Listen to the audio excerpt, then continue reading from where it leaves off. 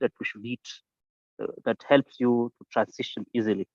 Specifically, we talk about muculess diet. And when there was this sharing, then whatever I wrote in the group about him, let me just read. Let me just read a moment. Let me just read what Sure. he shared that made us think that this is important for everybody else to hear. I had a massive tumor on my Was back. it in regards to the pain and suffering that one would have to endure if they treat this like a sprint? Because it's more of like a marathon that never ends, you know? Mm. So this is what shared that is that he had a massive tumor on his back behind his heart that is gone now. Cavities were healed, hernias vanished, and this is made me think this is worth sharing. So Yes. exactly. So he'll give us his background, how he came to know about this, how long had you suffered on these things when you were under maybe the disease, these things were, how long did it take this disease to be in your body? Things like that, just the background information and what you did. Sure. Yeah, exactly. So the floor is Sure. you. Yeah, go on, please. Yeah, absolutely, Frederick. So I never really lived the healthiest lifestyle, right, for the longest time. I mean, it was a combination of things. It was, chemical drugs. It was eating the wrong foods, and not even just eating the wrong foods, but eating like an animal, like chewing a few times and just swallowing large chunks of food, not really Fletcherizing like I do now, turning a food into a liquid. So I have to actually drink the food and then eating the liquids I drink, putting them in my mouth, swishing them around for about 30 seconds before I, take it further through the process. But so leading up to the tumor, I started having pre-multi-sclerosis symptoms. I was having headache, vision problems. I was collapsing. I fell going up the stairs multiple times. I went to see a specialist who they really didn't know what was going on. They did some tests. They're like, we can't find anything. So usually that's what I found with the medical professionals. They're just poking and prodding until they can figure out. So went on medication with that for a little while. This was a couple years back. Now, leading up to that point, I did start making some changes. Got rid of meat. And then that tumor came along. So it was probably about this big, raised up about that big. It was right here, right behind my heart. And there's a disgusting feeling about it. It almost felt like something was swimming around in there. So I don't know if it was superfluous fluid, where parasites were proliferating. I know in Dr. Villanove's book, he talks about how parasites will concentrate around this heavy dead water in our bodies and start to proliferate. So that could have been the case, but that was swelled up pretty bad. I went to the hospital. They took a look at it. They said, okay, it's not cancerous, we think. They didn't really do any testing. So they looked for 10 minutes and then they sent me on my way. So at that point, I was like, okay, so I'm looking in the wrong place, right? Trying to look outside for the solution is not the way to do it. So then I discovered, and this was about a year and a half ago, and I've been fasting for about 20 years. I never even really called it that. I would usually just eat one meal per day. Didn't really do it in a, I guess, structured manner like I do now. But I knew something had to be done. So I discovered Arnold Ehret's book, The Muculess Diet Healing System. And from there, I already had gotten rid of meat, and I went full raw vegan at that point. I stopped eating everything besides mostly fruits. And what I would do is I would eat fruits, and I would do mono fruit. I would only do one fruit at a time. And if I did mix, which was rare, I would make sure I was only mixing sweet with sweet or sweet with a sub-acid fruit, because you don't want to mix a sweet fruit with a acidic fruit, because then you get fermentation, which causes alcohol and intoxication. So I was trying to remove the toxicity from my body at that point. And I'll tell you what, it was painful. Transitioning like that in such a speedy way, going from eating complete garbage to just raw foods. I went through a lot of suffering, and I looked at it kind of like no pain, no gain, right? I wouldn't recommend that to anybody, that sudden shift, because we are so intoxicated. We are so full of parasites and fungus and just heavy metals and other nasty stuff that if we don't give our bodies time to process this stuff in the correct manner, we're going to feel it, especially in the case of drugs being in the system, because you'll definitely feel when those are eliminated. And that's not comfortable whatsoever. But yeah, I went through that process. I was doing fasting. I mean, even before I started the transition, I did a 3-day water fast. And then I went raw vegan. Not even vegan, because I wasn't eating beans or anything. I was just eating fruits and vegetables, primarily leafy greens, to broom out the mucus and waste that the fruits loosened up within the GI tract. And then all that junk getting pulled out from the cells that needs to now be removed via the organs and the bloodstream, and all that, all those mechanisms that the body has. But yeah, primarily just not eating a lot, eating slowly, like really turning the food into a liquid before I swallow it. And then also having a space in between. Like I would eat fruits and then I'd wait about 20 minutes and then I would eat the vegetables. So I'd give the enzymes time to digest the food. And then after that process was done, then I would introduce the the leafy greens to push that out. And that became accompanied with, dry fasting 16 hours a day. So I would dry fast from 8 p.m. until 12 p.m. the next day. And then I would do a 24-hour fast, and I still do per week, which I'm in now, and it's lovely. 24-hour fast per week. And then every month I would do a 3-day fast, and every 3 months I would do a 5-day dry fast. I haven't got any further than that. I would like to. My job makes it a little difficult. I'm on the phone talking for 6 hours a day. So, day 4, day 5, it gets a little tough. This really gets dry. I'd like to be able to spend time outside at that point, because I think that's critical in the whole thing. If we're out in nature, we can fast so much easier. That fresh air, we really need that. That's a huge source of nutrition for us, and the sun rays themselves. But that's it. And also grounding, that's huge. Spend time in nature barefoot. I have a grounding mat for my bed. That is nice, actually. I've noticed a large reduction in inflammation throughout my body through the process of fasting.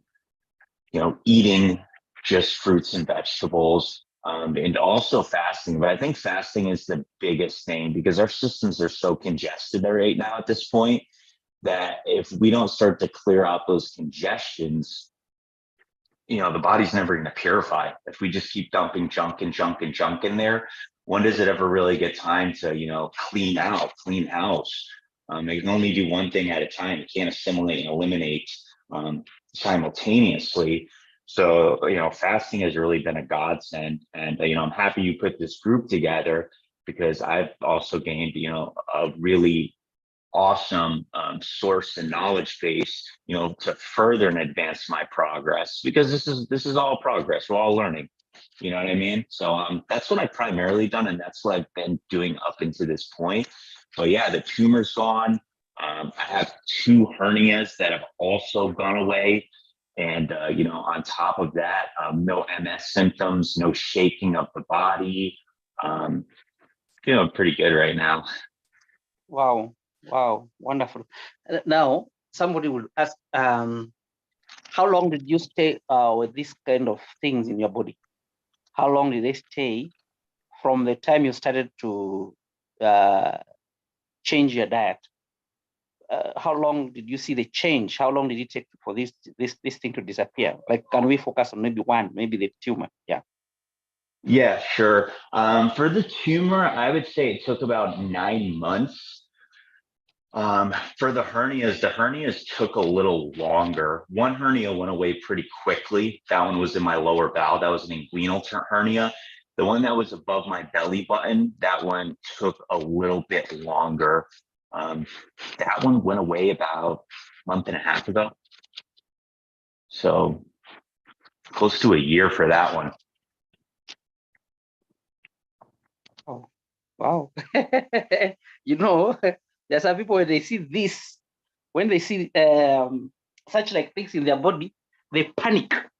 And with panicking, the next thing is they want to get maybe a quick solution. What 100%. what I'm already seeing in your story is that there's a lot of patience. You are only correcting. You are correcting something, and you are patient with it. And I think this is one thing that all of us need to know, or everyone who is in this lifestyle, who is pursuing this, that this is not a fix it once and then you go your way. This is a process that takes time. Maybe if somebody has a question, yeah.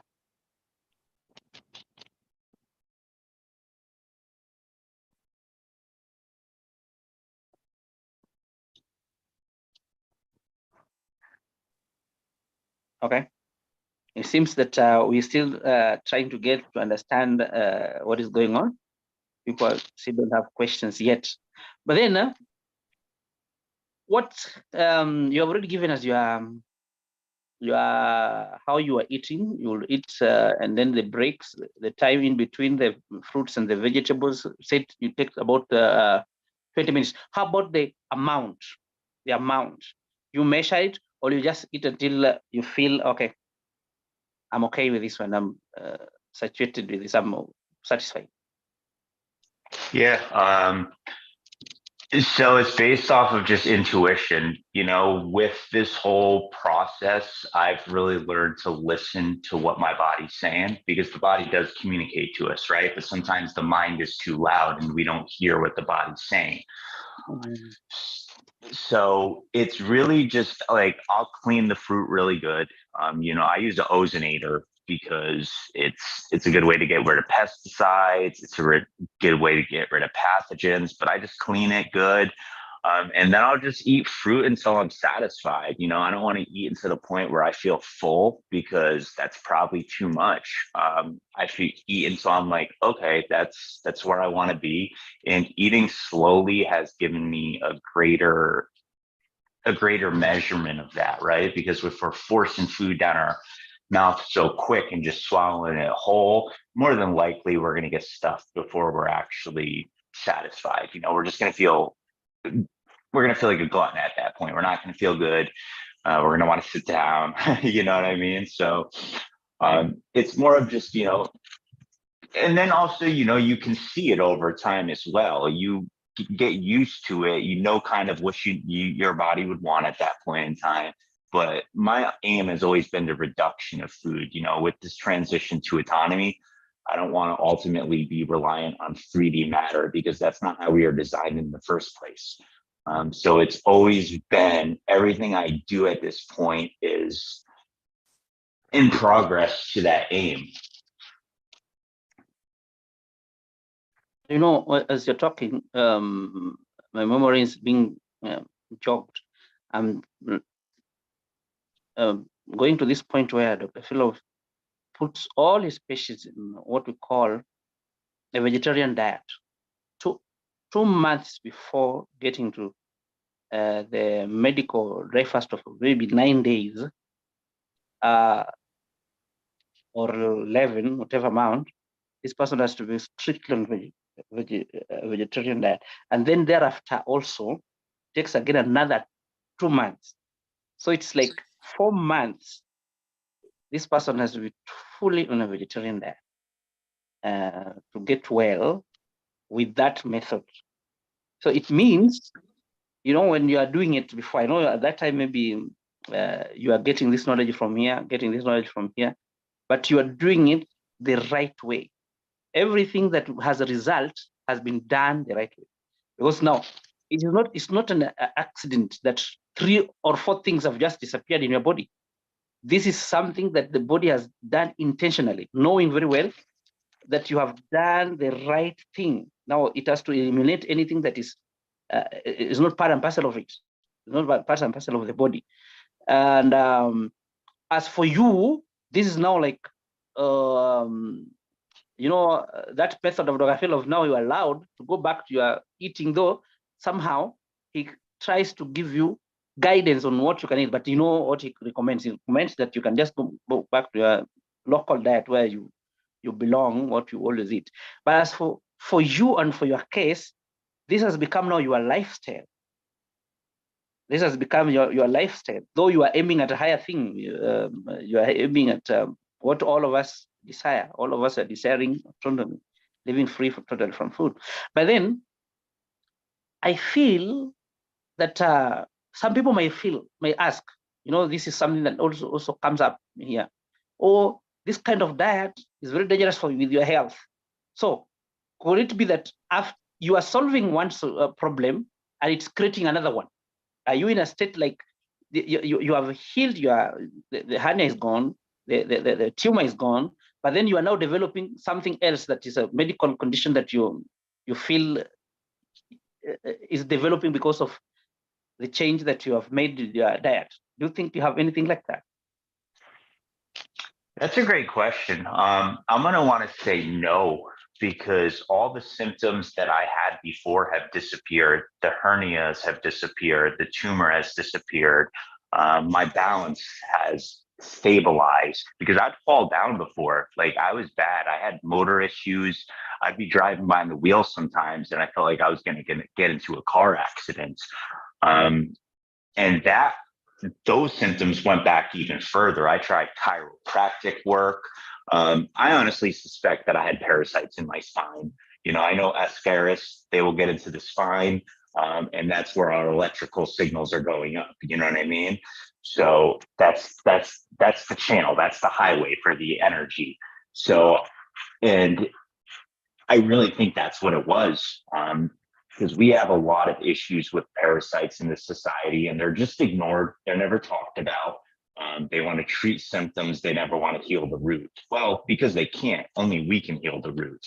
So I don't think I'm developing anything, any other medical conditions. I'm stronger. I'm faster. My thoughts are clearer. My spirit is stronger. My soul is brighter. My energy is more fluid. I'm manifesting. No, I'm creating the life of my desire. I went from living in my brother's basement about a year ago to within this last year. I mean, I've made some good moves, and I'm really happy about these moves. And if I was in that previous state of being, I would probably still be in my brother's basement.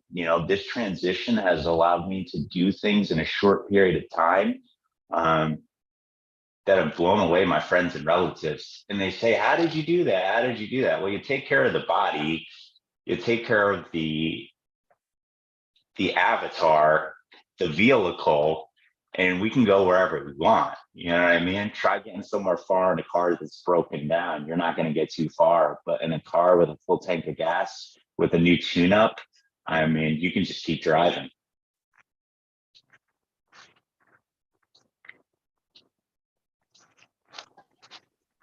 Now, as you are talking, something comes up very strongly.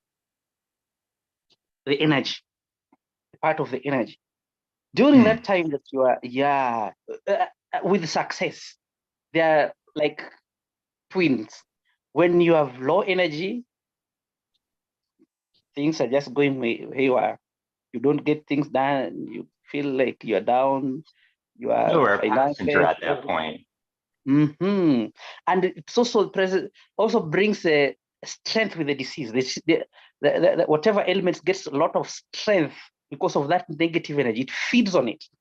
And then, when now the changes have come, you realize that you have positive energy. You are more full of joy, full of happiness. You are a person who is flowing with love, peace, and you are successful again. You are progressive again.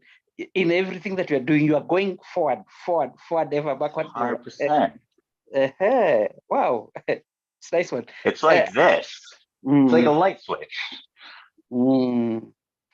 At least I think when we are talking about this thing, it is something that we are like should not be focusing on one thing only. Okay, what brought us? What made us? What made me get like this? We have to make a meeting here. It is because of those results. But you see, underlying those results, we have so many other things that are very important that helps us with our health, especially our emotions. If you are negative, there's nothing that is going to come your way that is positive. You only attract that energy that you have. So that negative energy attracts negative energy, and the result is negativity.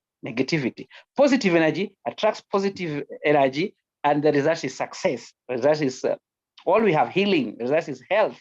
And it's like when we are in this path, we must just know that these things go together. They go hand in hand. And I think also goes with emotional healing. This has also to do with emotional healing, where your health, your emotions are. It's just not the physical. Yeah, not the physical alone. Because now at that point, let's say, for example, at that time, I don't know how you are with the relationships, but at that time, your relationships, you obviously, the time you are down, you don't have friends. Even if you see them, you don't attract them. If you have one person who's sticking with you, is trying just to encourage you, but most of the time you are down and you lose also friendship. But then when you are positive, when you have negative positive energy, you attract friends, you attract more people who are going to be like minded like you, going higher and taking a life better. Yeah, do you have anybody who wants to say something or ask a question? I think it was a little short meeting, but I'm feeling we are doing the right thing. I'm feeling we are doing the right thing. Do you have a question for Shea or a comment? Maybe it's not. This is just sharing moment. It's not more of this professional kind of meeting. It's just sharing his story on how he healed himself. Yeah. If you have no questions, then we will ask Shea Anderson to give us his last words. Then we call it a day. It's not the must we do a meeting for 1 hour. These short meetings, I always like them because they have quality. The quality of short meetings are much, much better. 100%. And the attention span has also went down, you know what I mean, across the board with humans.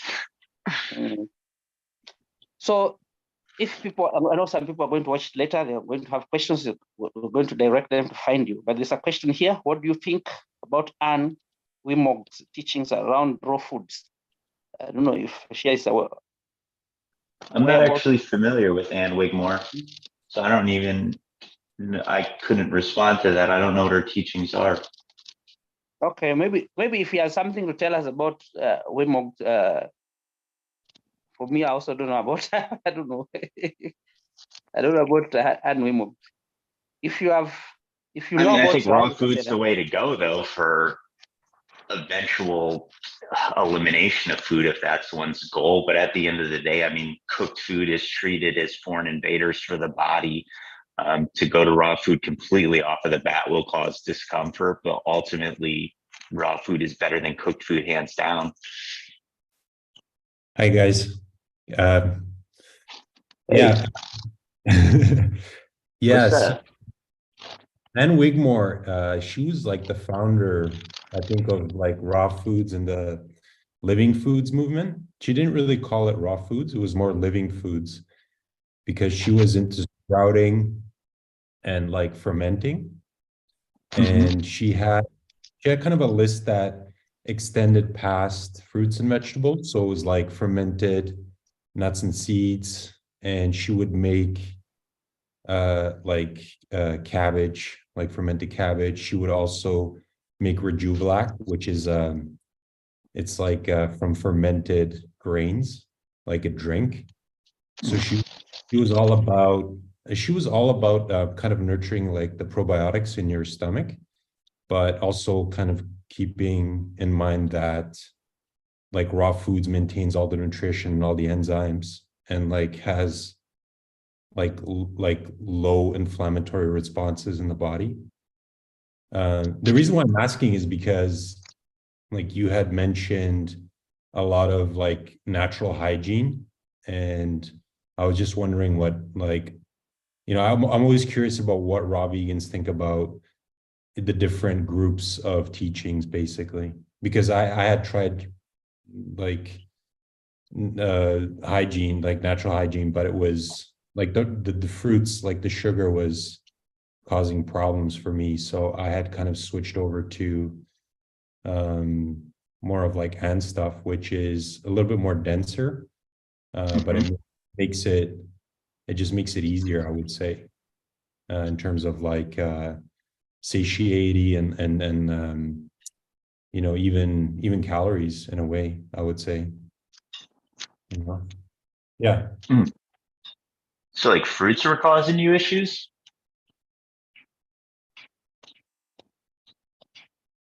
I think like I was having blood sugar issues a lot. Basically, like I had to Okay. cut out all fats in order to be able to. Yeah, and I just didn't feel that great. So I would say that now I kind of, I bounce between diets, but I'm always like very heavy into like and stuff, basically. Always like sprouting, fermenting stuff, and just trying to be as raw as possible. But anyways, I just wanted to share some info and just get your thoughts. I mean, so I mean, I think listening to our bodies are the most important thing, right? Because it's all knowing. I mean, its greatest mechanism is self-preservation, right? So it's gonna tell us exactly what we need to do as long as we're willing to have the conversation with it and hear and understand or gain access to that knowledge. With like the fermented foods, I don't know. So it's kind of perplexing to me, right? Because I think about it like this. I'm like, I don't know where fermented foods exist in nature, right? So they had to be put through a process in order to achieve that state. Um, to my knowledge, I've never really looked into this heavily, so I don't think they're fermenting anywhere. I mean, maybe they are. I guess if you have like a fruit or something that's hanging, it'd probably fall. I'm not sure about that. But I don't really do the fermented foods too much. I have done some like kimchi once in a while, very seldomly, maybe twice in the last year, just to try it again. Didn't really cause me any sort of imbalance, but I mean, I think you're doing the right thing if you're listening to your body and you're getting good results. I mean, if we feel good and we're getting results, I mean, I think we're headed in the right direction, right? Because this is all a marathon, this isn't a race. We don't have to get there first. We just need to know how to get there and continue down that path. But I appreciate you sharing that knowledge with me. I am going to actually look into it more because there's always more information and knowledge to gain. It's never done. Yeah. Yeah, I do believe it's very individual, so it makes sense what you're saying. Mm-hmm.